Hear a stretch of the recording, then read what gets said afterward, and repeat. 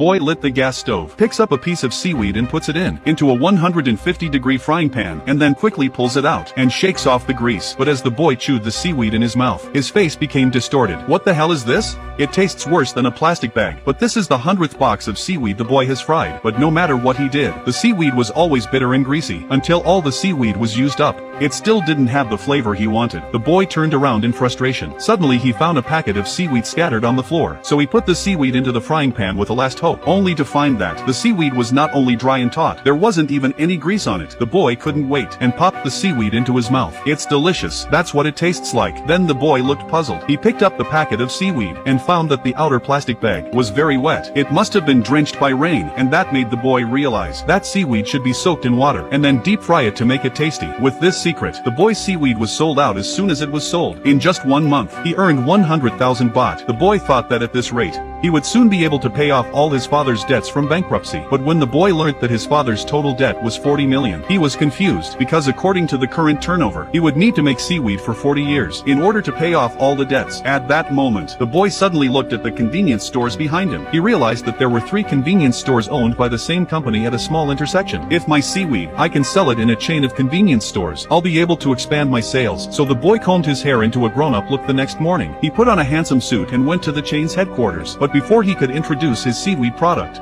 the manager turned him away on the grounds that the seaweed was poorly packaged.